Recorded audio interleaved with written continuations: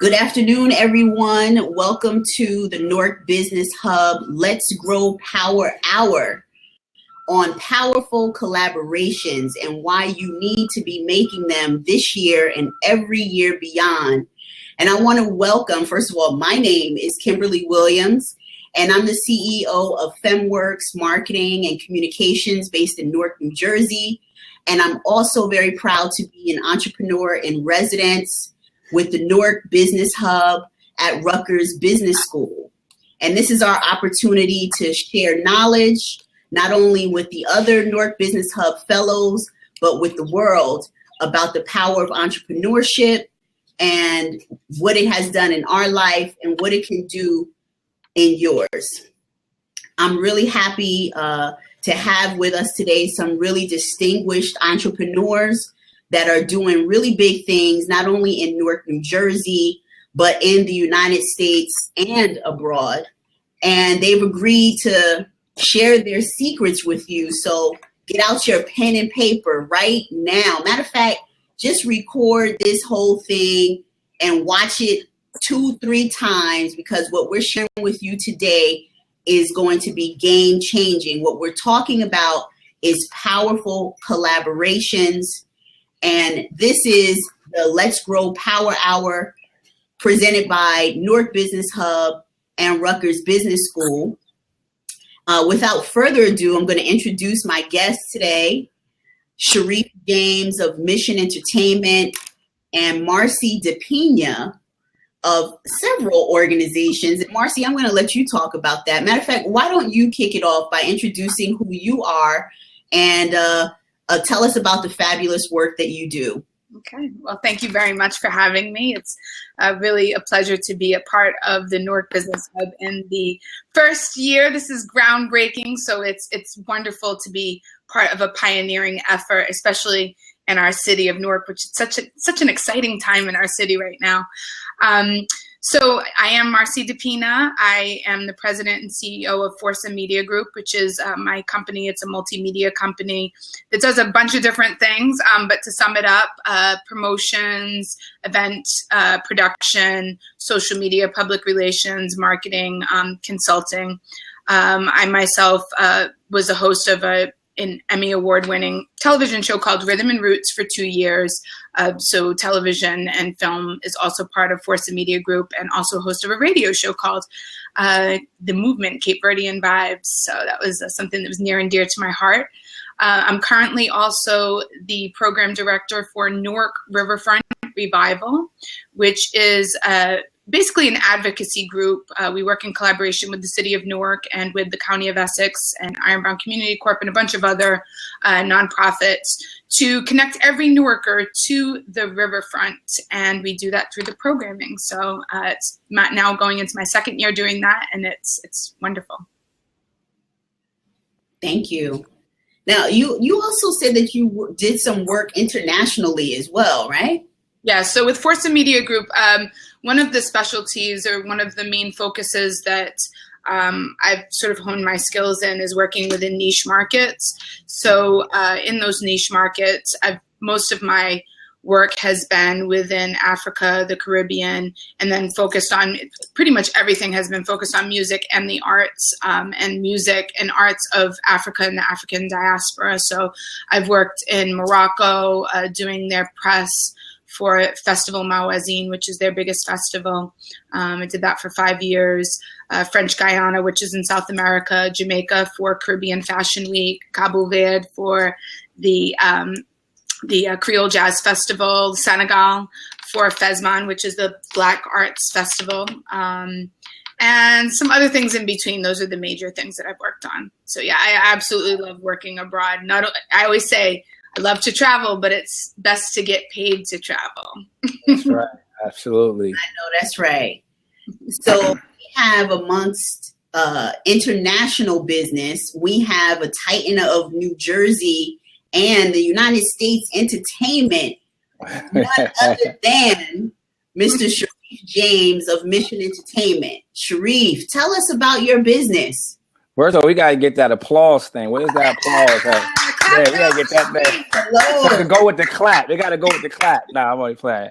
Yeah, no, Marcy, thank you for sharing. It's definitely inspiring just to be next to a fellow entrepreneur trailblazer. So we appreciate those accomplishing those milestones, and wonderful to hear that story.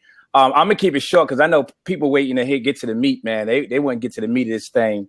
So yeah, Shariff James, founder, CEO of Mission Entertainment, definitely a pillar of Newark and a proud trailblazer of laying down and producing some of the most significant brand events you've heard about in Northern New Jersey, tri-state, international. Well, I haven't hit international yet. We have some international folks come support us, so I guess that'd be international. But yeah, basically our company specializes in event branding, event production, and event sales and marketing. And we've put together over 150 events out of the region and specializing in putting what you call signature brands together for the sole purpose of our growing clientele and corporate partnerships.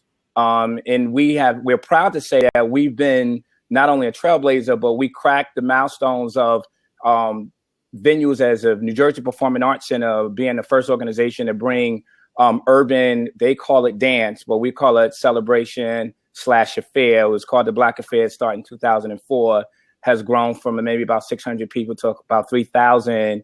It has evolved into growing outside of Essex County, all the way into states as far as we would say DC, Atlanta, Philly, going Miami. Folks have came from far and wide to join in our festivals, and we've created something called the All White Crystal Fair that's been a real signature and anticipated event for the last 10 years. And we're proud of that. Why I'm proud of it is not just because it's been an event, but it's been something that people look forward to. We've created a lot of opportunities to work with our local vendors and create a lot of job opportunities for our youth and young aspiring event planners and promoters in collaboration, and which we're talking about today. And what spirit out of that is me actually learning a lot about business and what to do, not to do.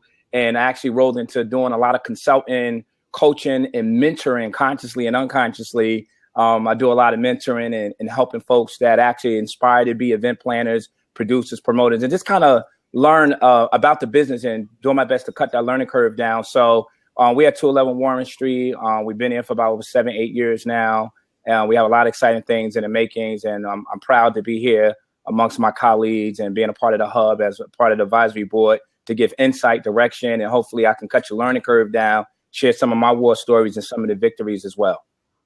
Excellent. So it's all about collaboration. I mean, this platform itself is about collaboration. So what we're doing in the Newark Business Hub is working with creative entrepreneurs like Marcy, like Shariff, and many others that are in the creative industry and helping them to collaborate.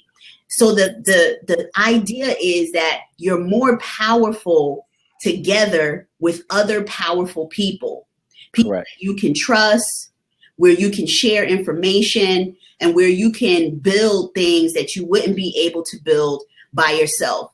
And so what we're doing with the Newark Business Hub is elevating creative entrepreneurs in arts, entertainment, and media. But, you know, some people are afraid of collaboration. You know, when they hear that word, they're like, yeah, that sounds good, but I'm not really sure about collaboration.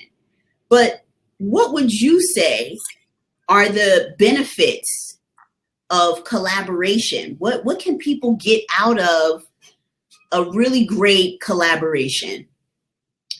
Shariff or Marcy, one of you. I'll jump in real quick. Well, I want to say first, I want to address two things, Kim. The first thing people need to understand, collaboration is leadership. And the reason why I say it's leadership, but you have to come from a place of security, a place of vision in order to feel comfortable with even collaborating. A lot of people have this, I want to do it on my own and I need to do this by myself, not understanding that depending on the capacity that you have and the talent that you have, you're limited to make your dreams and your goals or whatever project you're working in, you're limited to get that done. So the benefit of collaboration is to be able to not only move your agenda quickly, but to leverage and to be able to compensate for your weak points or parts of that particular collaboration that that don't excite you. When you look at a collaboration, your body is a collaboration. Your heart, your kidney, and your lungs are all working in collaboration for you to stay alive today.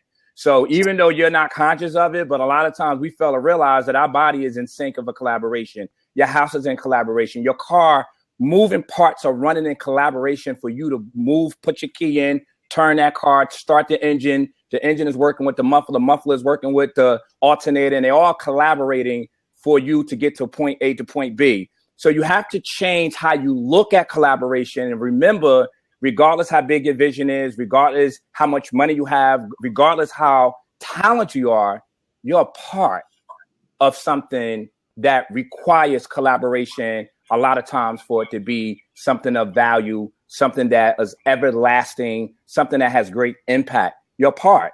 So that's the first thing, is leadership. And it takes you to really be honest and say, you know what? I got this great idea. I have this business opportunity, or I'm in business. I need to be able to say to myself, this is a weak point for me. And I have to be honest that it's a weak point and not feel insecure that it is a weak point. Not that I can't strengthen it, but let me just find out who has the skill sets, the passion in this particular function that I can sit down and we can at least start having a discussion of what do a collaboration. And I want to say this real quickly.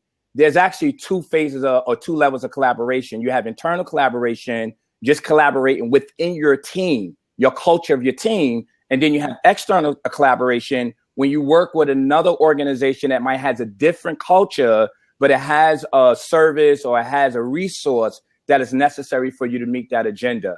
So collaborations is vital, especially everybody on this call in this particular platform, think big.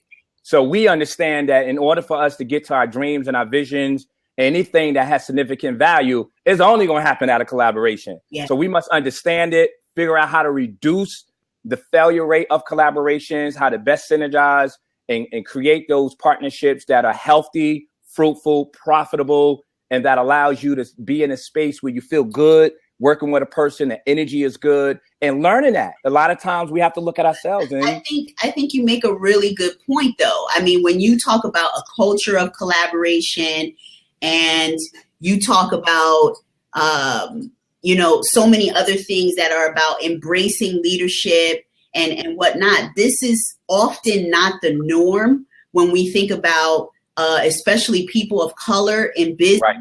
And, we're the Newark Business Hub, so we're clearly situated in Newark, New Jersey, and right. We don't necessarily have a reputation of really powerful collaborations. That is correct. So, I mean, Marcy, why do you think, in this moment as an entrepreneur in the city of Newark, even facing what you're facing, why would you be excited about a collaboration? What is the benefit?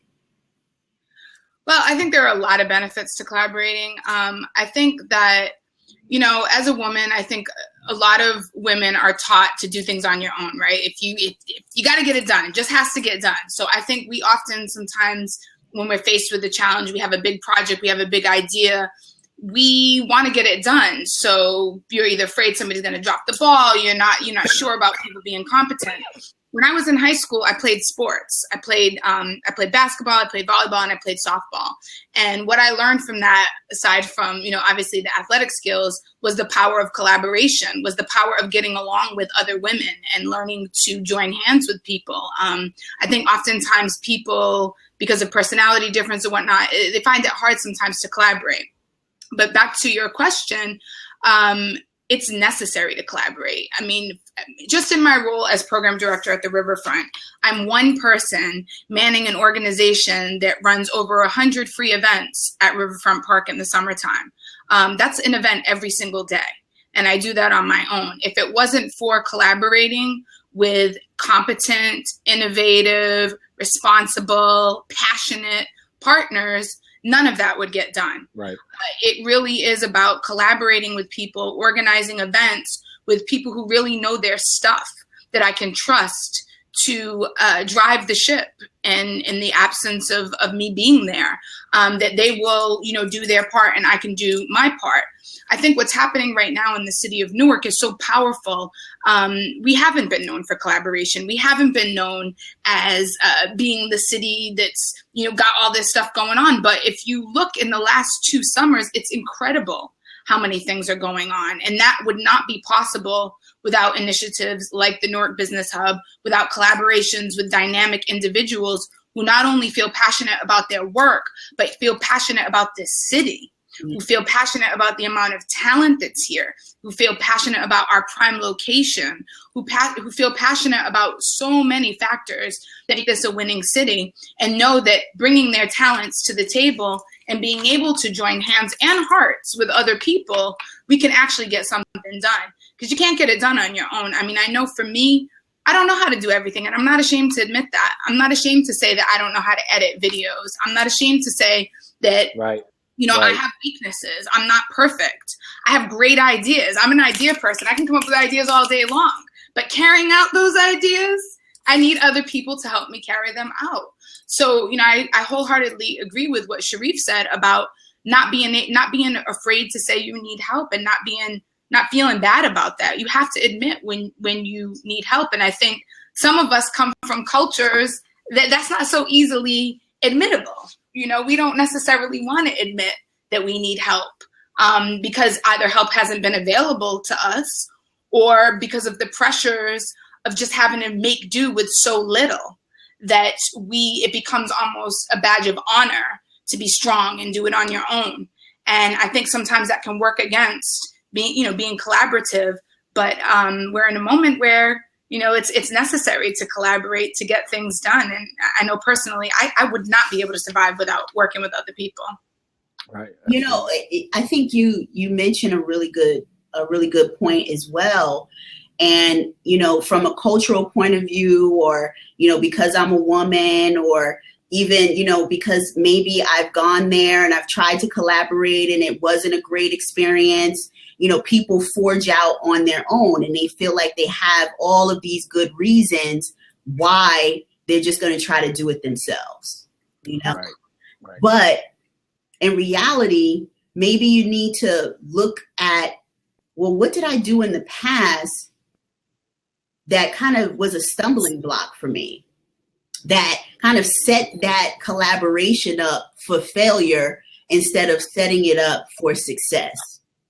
Mm-hmm. What tools would you say, if you will, tools or advice or pointers would you give someone to really think about whether or not the next collaboration that they're thinking about is one that they should take advantage of?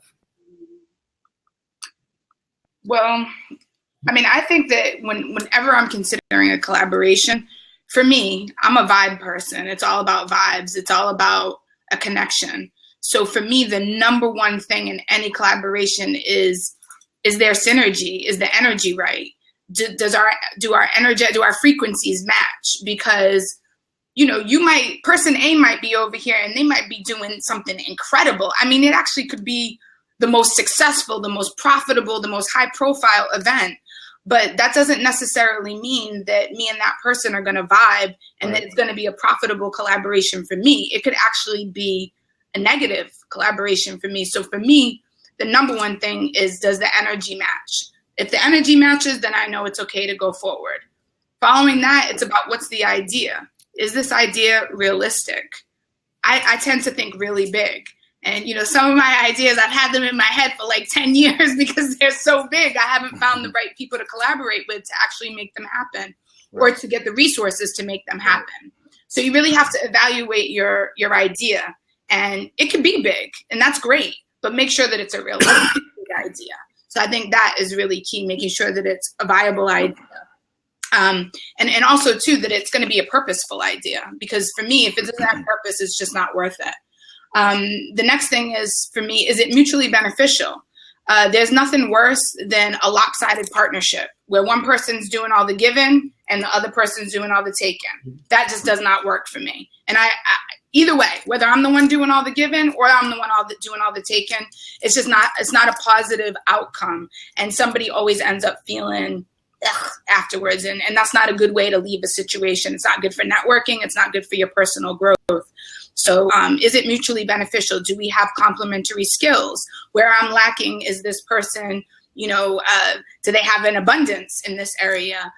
Is this going to be something where we both can learn and grow from, and it's going to be a positive, positive experience for both of us? Reciprocity is really important. That even exchange, it doesn't have to be, I give you $1, you give me $1 back, but I give you $1 today and next week you buy me a coffee. That kind of thing is really important to me. And then really the big thing for me is when I think long term, because it's not just about a one-off deal for me in anything. It's about a long-term relationship. All of business for me is about relationships. It's about building relationships, really strong relationships that will endure. So I'm not looking to partner for people for one event or for one project. I want to know that this is somebody that I really enjoy working with, and that we'll start maybe with this one project, and maybe it won't be 5 years until we work again, but that this is somebody who I could see working with in the future, a continual collaboration. So whether it's just supporting one another, oh, you have an event, let me stop by, or, you're working on this project, oh, I have a contact that I might give you. That's the type of long-term collaboration that I feel is really important. So those are the criteria that I use to examine potential collaborations. I think this point is important because, especially in the Newark Business Hub, because the fellows are charged with collaborating with one another. In a few weeks, as a matter of fact, we'll have to identify what the projects are that we're collaborating on, and Correct. In the next several months, working out that collaboration. So I think this advice that you're giving is just perfect. Sharif, I know you have something to add. I know it. Oh, yeah. Well, I want to speak on, I think one of the first things that I've learned, and it's been a challenge because one of the things that I've experienced, me having momentum with Mission Entertainment, and it's grown organically, sometimes what happens is in the process of collaborating, you don't get a chance to even begin with the end in mind. You have to build that collaboration and start it with the end in mind. And then you back it up based on doing what I call is a resource audit. What are the necessary resources in order to make this collab or this goal happen, whatever that goal is?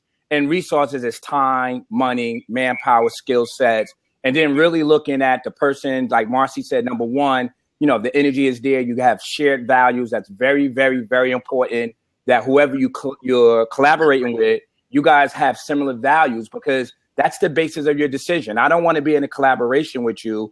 I'm going north. You actually really want to go south, and we're in the same car. We're debating at every turn because we want to go into two different directions. So the first thing we have to do is make sure that we want to go north. But for me, just to answer your original question, not being crystal clear or as clear as I should have been on what matters most, what are the priorities, what are the barriers that we have in front of us, and doing that thought process to understand what the barriers are. Because everyone enters in collaborations with a lot of excitement, a lot of energy. We about to make this happen. We about to do this. But no one sits down and say, okay, let's look at the hard reality. What are the barriers in front of us? Those barriers might just be finances. Is this a partnership or collaboration where this person is bringing equity or finance to the table? Or they bring in a couple of contacts that make all the difference? What is the value of those contacts in those relationships? The part of the challenge is sometimes you don't even know how to do an evaluation on the value that a person brings to the table. So, when you structure a collaboration, it's about really understanding that person's value set and what you want out of that and what your need. So one of the challenges, like I said, I had in the very beginning of my stage of working with other promoters or within my own team is saying, here's our goal. Here's what we're up against. Here's what the consumer expect or our customer expect. Here's what our needs are. Who's best to fit these needs or these roles without egos, without, people caught up in titles or people saying, well, I just want the role and I want the title and want to feel good without having a competency and the skill set to actually get that done. And as a leader, I got to be sharp enough and wise enough and honest enough to say, hey, look, at the end of the day, I respect your ready, willingness, and ableness, but this is what's necessary in order for this collaboration to work. And like Marcy said, a lot of times we get caught up in the feel-good aspect of it, and it's not healthy. It's good to get it started. It's good to get the conversation going and have a meeting, but somebody at that table has to be tuned into reality of what the real needs are, and the people at the table have the resources necessary to make that collaboration a reality. Because what happens is if you don't, it's going to show up when you hit go anyway. It's going to show up. It's going to show up, and that pressure is going to lean on one side. Someone's going to feel it. It's going to cause what you call the imbalance. And once the imbalance starts happening, it's like a car. If that tire doesn't have enough air, you're going to feel a wobble. If the alignment is off, you're going to feel that wobble. And that's because you left without even checking before you even hit the road. So I think this is very important to make sure that your alignment is together before you say, let's go. I mean, what I'm hearing from both of you is that, quite honestly, people have a lot of reasons and possibly good reasons to be afraid to collaborate. Right. Maybe they haven't developed the leadership qualities. That's correct. Maybe they haven't seen the examples of collaboration. Maybe they don't know how to evaluate the value that they bring to the table or that the other That's correct. brings to the table, or to evaluate, even what kind of partnership they really need. Right. And it sounds like both of you have learned these lessons through real life experiences. Absolutely. Well, I think this as a takeaway for everyone that's on this platform in this session is about, it doesn't matter if you don't know, we're encouraging you to take the steps to make that part of your skill set of knowing how to collaborate. And you might not get everything out of this session, but this should spark you, and even myself, to say, what do I need to know for my next collaboration, and be very clear what I do, what I can't do, and what I'm willing to do, and be very clear and direct with that, so I can be the best value or asset to that situation. Mm-hmm. So this is just more about inspiring all of us to stay conscious that A, collaboration is necessary, and B, there's always room of improvement and structuring it, and more important, vetting the person out before you even start sitting down talking to them. Yeah. That's a whole conversation in itself, vetting out the person you're collaborating with. And I remember, both of you kind of alluded to this, digging deeper, getting beyond the emotion and the excitement of the situation. Right. Not being overly impressed with someone that you might be collaborating with or considering collaboration with, and getting to the facts of the situation. What is each person bringing to the table? How are we going to take this to the next level? And do we share the same goals? Right. Correct. I hear that loud and clear. I think now would be a great time to kind of talk about some collaborations that went well and some collaborations that helped you to learn those lessons that you just shared with us. Sure. I mean, I could share one where I learned the lessons because it was a really important lesson for me. As somebody who's young, starting my own business, I was looking to partner and learn from mentors, which oftentimes are people who are older than you and more established and have lots of experience. And so, somebody who I knew on the scene had approached me about hosting a television show and doing this project overseas. And, I always had admired his work. I thought he was, phenomenal at what he does. I was really excited about the opportunity to work with him. And, so I eagerly jumped in, right? I'm trying to prove myself, I'm like, oh, I got all these skills. I want to, get my chance to shine. So I came in doing everything. Yep. I made 2 crucial mistakes. The contact was his. The first mistake I made was allowing him to make the negotiations and not being a part of the negotiations, the financial negotiations. That was the first mistake that I made, was trusting. Now, trust is very important in a collaborative relationship, but that doesn't mean that you shouldn't check your paperwork or your finances. Right. Now, I knew how much money I was getting paid, but I wasn't clear exactly how it was going down. So that was my first mistake. My second mistake was being too accommodating, yeah, I can do that. I'll do that. Yep, I can do that. I can do that. And taking it on. Ooh. So, what ended up happening was here I am overseas on a 12-day trip doing all the work. Why homie is out with this girl and that girl. And yes, exactly. And the truth is that, while he's great at setting up the deals, I mean, that really was his forte. People like him. He, had that skill. He didn't have the skills to actually do the job. So he was relying on me to do all the nitty gritty work, to basically be the cook and to be cooking it up in the back, sweating and all of that. And he was just going to come out with the meal prepared. And, oh, yeah, great. And, what ended up happening was the way that the money was transferred, and this is why I say it was so important that I was involved in the negotiations. The way that the money got transferred, he didn't go about it the right way, and ended up having a very embarrassing situation in a country where your word is your bond. Here in America, people will say, yeah, I'm going to call you. And that doesn't mean they're necessarily going to call you.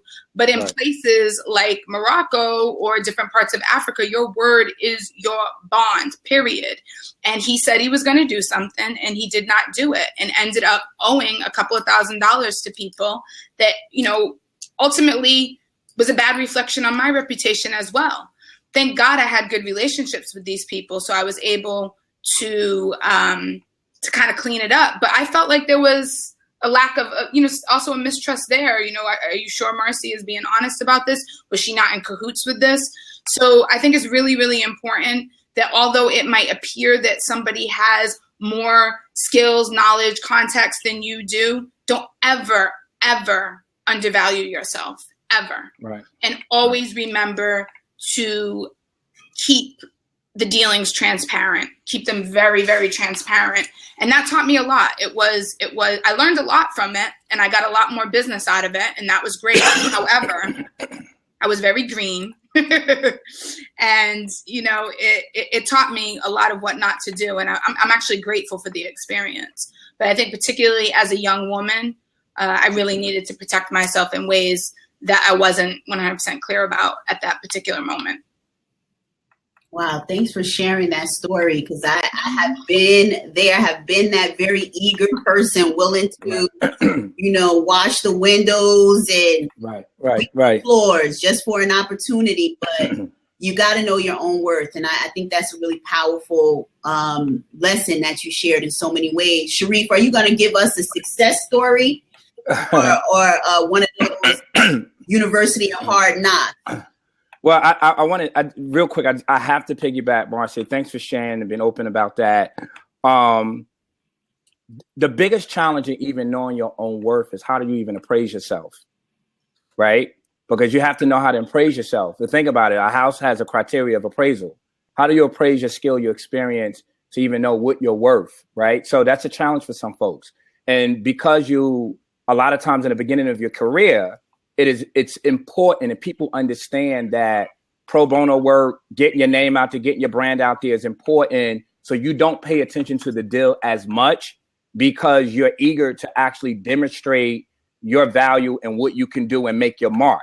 Now, we are seeing in the record business real quickly how passionate artists are to get on stage and perform, caught up in emotions of their career and their vision, and never, ever, ever, ever understand the foundation of the finances. Yes. So one of the takeaways, I don't care if you're just starting tomorrow, you must understand at the end of the day, if you a screw in a machine, you still have a value.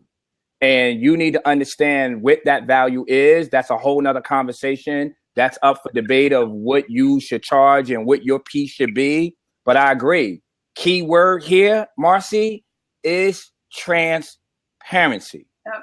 It is so critical because it allows you to be able to spot the errors, the red flags, things that's happening as the process go.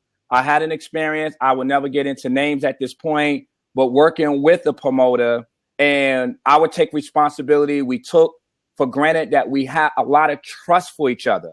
And when you have that and you enter into the business and you don't do business one-on-one, you leave room.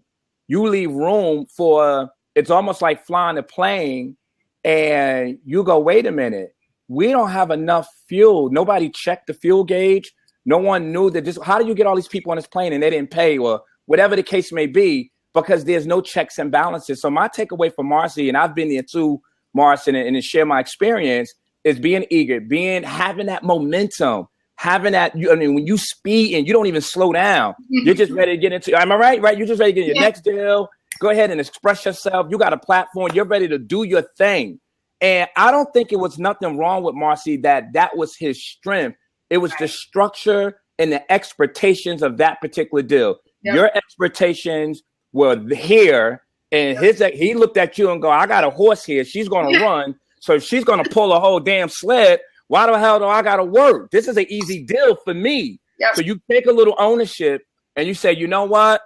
It was nothing wrong with me being eager. And there's nothing wrong with me being, enthused about my vision, about what the work I want to do. But I have to remove the emotion and ask the hard questions and say, hey, look, here's the needs. You're doing plumbing. I'm doing electric. Well, we clear that. Yep. Exactly. Now you going to Home Depot, are you picking up my stuff too? Because you can still go to Home Depot and pick up the plumbing and electric stuff. You got to be that clear in collaborations. Absolutely. Because if you make the assumption I'm working with Kim, regardless, me and Kim been working together, going over 12 years now, 13? I don't know. You wrote my bio for me a couple of almost 13 years ago.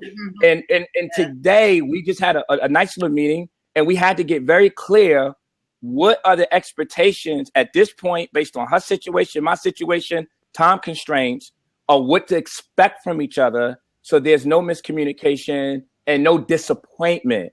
And I'll be guilty too. I haven't always been as thorough in communicating what my new situation is. Sometimes you just want to, keep your word and try to do what you got to do, but sometimes your situation changes. And you got to communicate that. Hey, listen, that date is not going to work no more. This came up, blah, blah, blah. So yes, I had the same situation to a degree where I put out a lot of energy, was pulling a sled. When it came to the end to the finances, it was really ugly. Losses was at stake. Reputations was on the line. It was a lot of residual damages. And I sat back and I asked myself, what happened? And as a leader, I got to take some responsibility and say, you should have been a lot more thorough and not just having a damn meeting, but asking the right questions. Because you could meet all the time and be asking the wrong questions. That's really powerful. That's absolutely really powerful. Now, Shariff, I don't know if I heard a story in there though. Right. Well, I kind of glanced. Well, you want the horror story? We want to feel the pain and we want to feel the joy. Right. Well, long story. I kind of glanced on it. Bottom line, I worked on a collaboration where one of my promoter colleagues, extended promoter, it's like my brother, still my brother. We came together on this idea. It was my idea, kind of moving in motion already. And the bottom line, it was responsible for bringing a couple of resources, and those resources had financial price tags to them. And he was handling the cost of those price tags, and me not knowing exactly what the checks and balances were. At the end, those price tags were a lot more than what I wanted to agree to. And it affected our profitability. We picked up a lot of work on our end as an organization, and I'm not mad at him. I'm mad at me because I trusted and I didn't ask the questions and demand the transparency that was necessary so we can actually pivot, decrease, or sideswipe the losses that we had faced with this particular project. It was very stressful. And again, it put my reputation on the line. It put the company under a strain. A lot of money, over $100,000, and it was a big impact. And we went on that momentum. You got that momentum. Let's go, and you do your thing. And not that we didn't talk, not that we didn't sit down and discuss business, but sometimes you take for granted that a person is handling a certain department and they're not handling up to your expectations, if that makes sense. So you have to set the standard of what is necessary for you in order for you to protect your reputation, what resources that you're bringing to the table, and other relationships that you bring to the table. They expect for you to ask those hard questions, because a lot of times you bring relationships that are trusting that you know how to structure a deal and that you're bringing the right people to the table and that you can pretty much hold them accountable for their part. Because what happens is all your stakeholders end up feeling that loss or feeling that brand damage. So that, without getting into names of the specific situation, that's my case. No problem. We're not looking for names. We're looking for knowledge. Right. Absolutely. So go ahead. I would say, you both of you use this word, which I think means a lot, but I just want to get crystal clear with it. Transparency. Yeah, absolutely. It's a big word. Yeah, right. Right. So I just want to get real clear on what do we mean by transparency, because I've heard you say transparency and then I thought of budget. Right. Transparency and then I thought of timeline. Transparency and then I thought about contract. So what do we mean by transparency, and how can I use transparency to help me build a powerful collaboration? Right. I mean, for me, transparency is key just in general. That's how I live my life. I like to be transparent. Some people, believe that it's good to, like playing poker, right? You don't want to show all your cards. I'm not saying show all your cards, but I'm saying be transparent when you have to be. In business, it's crucial. We might be friends. We might hang out with each other every Friday, Saturday night. And now we're doing business together and there's money involved. We need to be transparent about that to maintain our relationship. That means things need to go on paper. They need to be written down in a contract so everybody sees exactly what is going on. There's no, well, you said, no, it's right here. Transparent. There's no possibility of questioning, miscommunication. It's all right there. So to me, transparency is about being upfront in what your intentions are, what you expect to get out of it, and what you're willing to exchange. Very, very important. It's not always about a monetary exchange, but I really think it's important that the exchange and reciprocity is always acknowledged. So for me, without transparency, we can't even talk about it. We can't, because it creates a feeling of mistrust when there's no transparency. And how can I go into an initiative with you feeling passionate and excited about it if I'm like, I don't know. That's not a good feeling. It's an unsettling feeling when you feel like you can't trust somebody. So if I can't trust you, to watch my bag while I go down the street, I definitely can't go into business with you and try to make money with you. It's not going to work. Right. And just to piggyback on that, not only being open about, depending on the level of the collaboration or partnership, because transparency has different definitions for different people. So I think that's a word, and say, if me and Marcy is doing a collaboration, we have to raise the question, okay, let's talk about what we're being transparent about. We're being transparent about accounting. We're looking at vendor contracts. We just need to understand what the expenses are, who doing what. But the other part of transparency is being communicating. Again, we all have to work on this. Even myself, I had to work on this, is when change happens, because change affects the other person.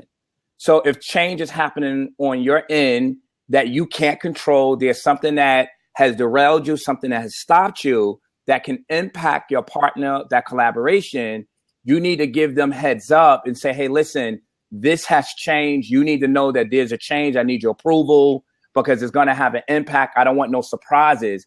And Marcy said something that is key, and it's something that we all know, but I think sometimes we can undervalue it, is the critical, vital understanding of trust and how important it is for long-term relationship building. We're not talking about short-term.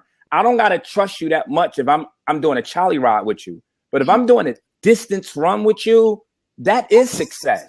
You knowing that at the end of the day that you can count on me, and that I'm being honest with you, and that I'm being transparent based on within the parameters of our agreement, right? So we set the parameters of the agreement. And we say, listen, every week we're going to go ahead and email the expense report of what's been going out of the account this pay period or this cycle of cash flow period.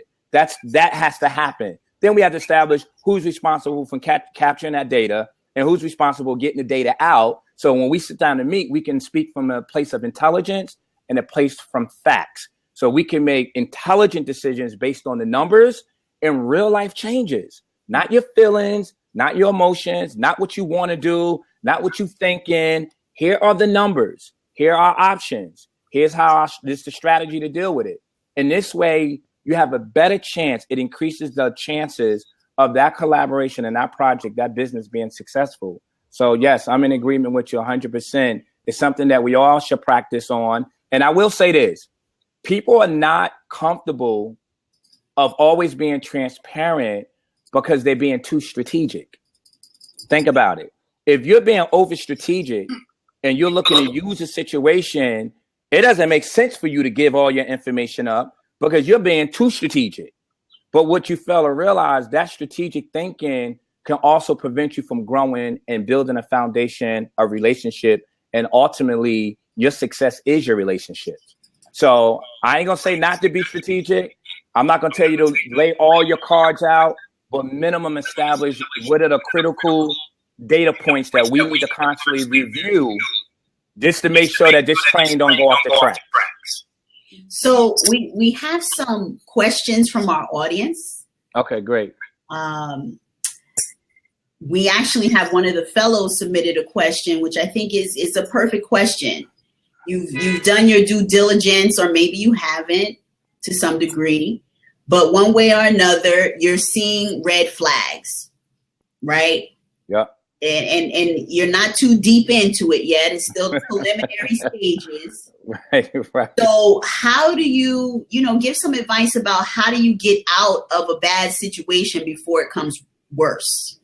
Well, first of all, you need some facts that is actually a bad situation, right? So when you see red flags, two things. Either you go and you start asking some hard questions and you get your case together to say, unfortunately, you're in breach of our contract. It's making me or my stakeholders very uncomfortable based on these facts, right? To go to someone and say, I feel like this is not working out. Okay, just support your statement. I respect your feelings, but why do you feel like it's not working out? So I think at that point is when you have a thorough understanding of what's expected, that's all you're measuring. You're measuring that process, that policy. So if a person is deviating from what is understood, then you have grounds to say, unfortunately, due to the fact of these consistencies and the pattern that I'm seeing, I am very uncomfortable with committing my rest of my resources with the project. I have to pull out. And you have to have a clause in that contract to show you, yeah, here's the good stuff. But if any of these happen, I'm out. I'm out. Period. And think about it. It makes sense to do that because things change. And if a person is going to put you at risk, your name at risk, your reputation at risk, your resources are at risk, you got every right to pull out. But put it in paper, the things that will kill the deal for you, your deal breakers. It's called deal breakers. Yo, nigga, you lie to me one time, it's over. I agree with that. And very important what you said about making sure that those things are already explicit.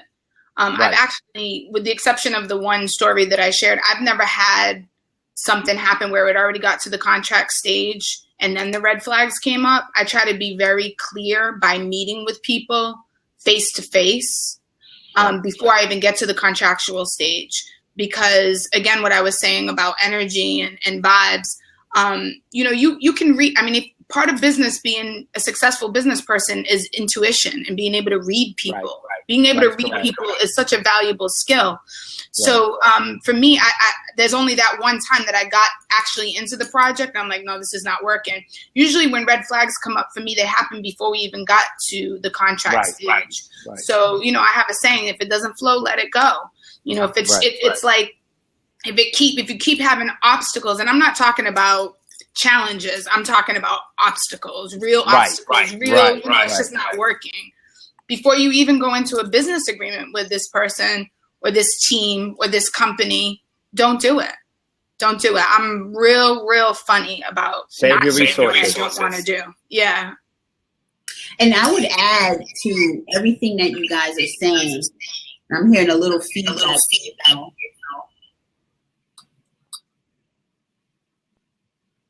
Hello? Hello? Yeah. I'm good. There's some feedback. But on my end? When I'm oh, okay. It sounds okay. It sounds okay though. Okay. So people have to really know their business. At the end of the day, in order to know what I need help with, I have to know every phase of my business and every skill set that I know is on my side of the table. I think it becomes a little bit cloudy and uncertain when you're really not clear about what your process is, because I know in order to build a campaign, I take 4 different steps. If I'm not really clear about that, and then I start partnering with someone, I think, that's when misunderstandings can happen, because I'm assuming that someone else will pick up my slack or what have you. So I think that that's a really important part of, I guess, internal transparency, really knowing your own product well enough to know where you need help and what is the most efficient way to get from point A to Z. Without that, you're expecting someone else to help you figure it out when they should simply be complementing what you're already doing. Absolutely. Absolutely. And basically, just to piggyback real quickly, is just know what you do and what you don't do. Like, bottom line, what is it that you don't do? Get that list together in your space, whatever you're pursuing. Don't be all over the place, because that creates a lot of craziness too. When you're trying to do 1,000 things and you're chasing a project, you want to be a part of this, you want to be a part of that, and you really don't have the strengths, the skill sets, or the back office to support you in certain things. I've made those mistakes because of the success over the years. Opportunities open up. I end up committing, underestimating what my capacity should be in that particular role. So I think you got to get to a space every year, every quarter, and say, you know what? This is the business I'm in. This is our process. Here are the profile criterias of a great collaboration. It's just like looking for a mate. The best choice is when you pre-profile a criteria of the person you're trying to meet with. So there's no, it's not hard to make those decisions. Mm-hmm. Yeah. Another question that came through, and I was actually trying to get Jeff to join our call, but I'm having some knowledge challenges. I'm not even going to blame it on the technology. But he did post a question, and we just want to know, what great collaborations do we have to look forward to from you guys? Absolutely. You could start, Marcy.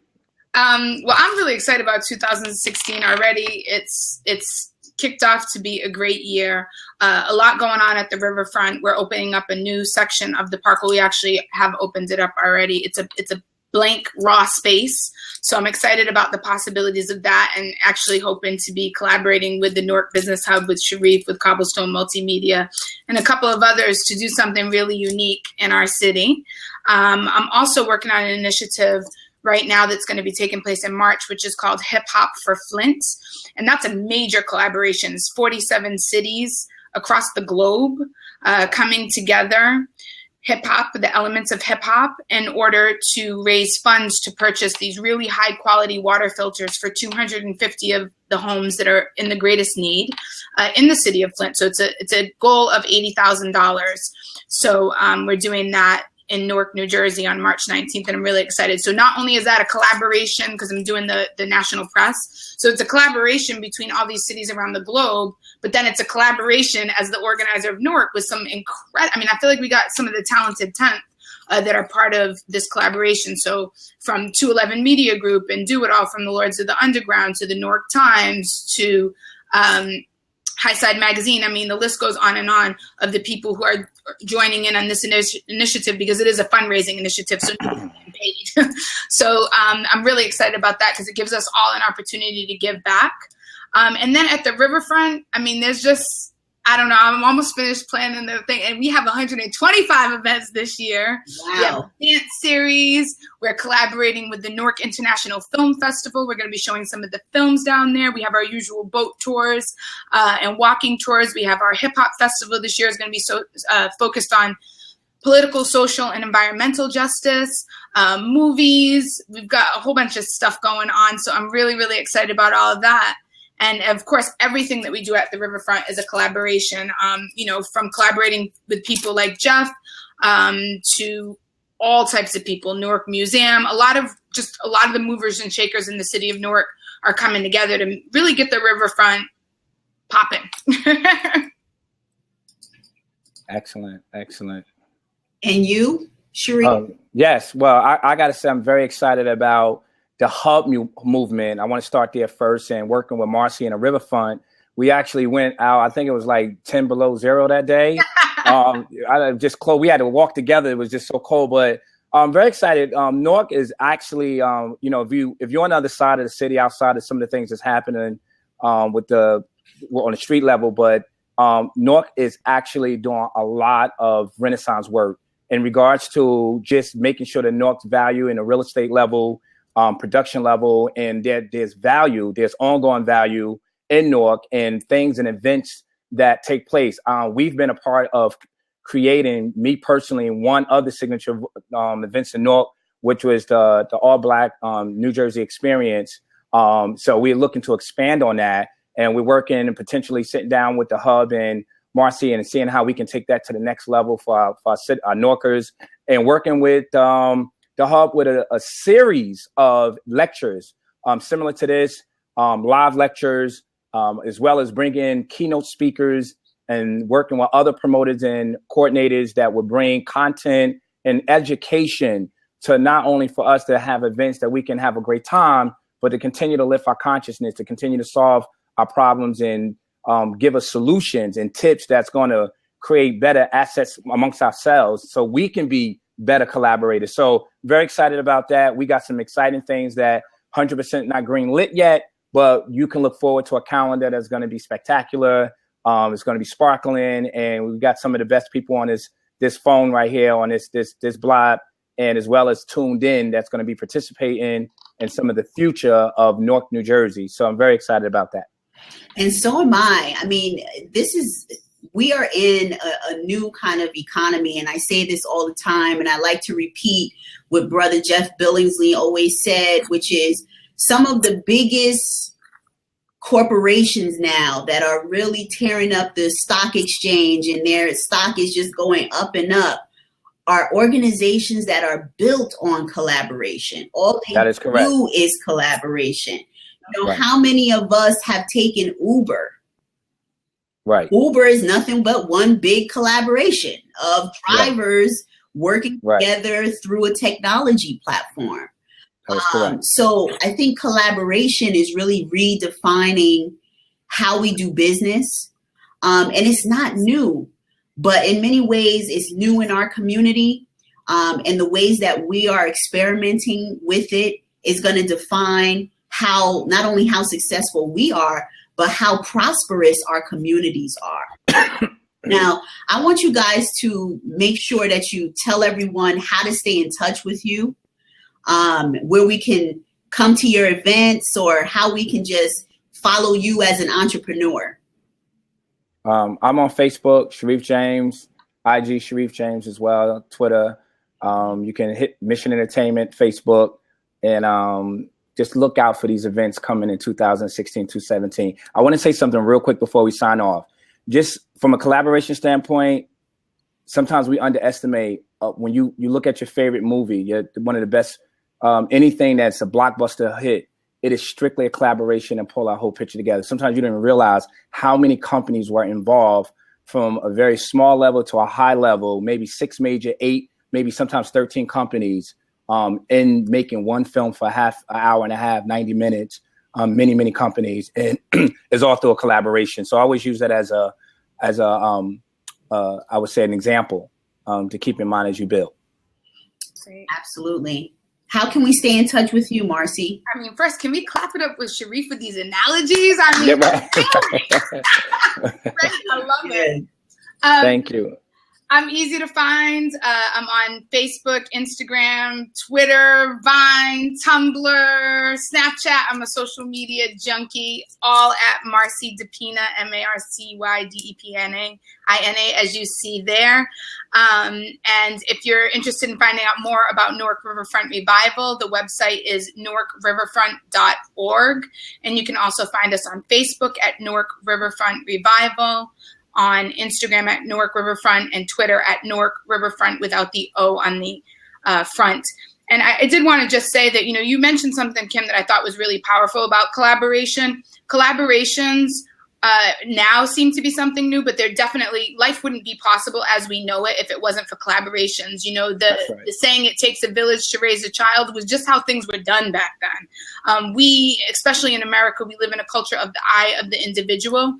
But I think this sort of return to a shared resources, to a shared, building a shared momentum is a paradigm shift. And it's a shift, and people are starting to realize we need each other. And that's right. That's right. Absolutely. Absolutely. So I think, with these kind of initiatives, we're at the forefront, pioneers, especially in the urban environment, of people coming together and sort of returning back to our origins and the way we used to do things. I couldn't have said it better, and I couldn't agree with you more. We must turn back to our origins of working together, of uplifting one another, of celebrating each other, and becoming more powerful together. We are the Newark Business Hub, and we elevate creative entrepreneurs. I want to give a shout out to Rutgers Business School Center for Urban Entrepreneurship. Thank you for joining us for the Newark Business Hub Let's Grow Power Hour. This will replay. So if you missed any part of it, you can replay this Power Hour. You can replay our past Power Hours where we've talked with entrepreneurs about what their next level is. We've also talked about Express Newark up close. So check out the Newark Business Hub on Blab and see our replays. Visit us on our website at newarkbusinesshub.com and stay in touch with us 24 hours a day on social media, because we be tearing it up on social media. Absolutely. Follow us on Facebook at Newark Business Hub, on Twitter at NWK Business Hub, and on Instagram at NWK Business Hub. So we've got all of that. You anywhere you look on social media, you're gonna find the Newark Business Hub. So stay in touch with us as we build your business in 2016 and beyond. And I want to say thank you to Marcy and to Shariff. You guys are the Thank you. Thank you. Give it up for Kim too, our host. Give it up for our Kim host. Appreciate you. Absolutely. Thank you so much for your energy and for your wisdom and your desire to share. Not a problem. Thanks for having me. Right. Take care. All right, look forward to that collaboration. Yes. Right. Peace.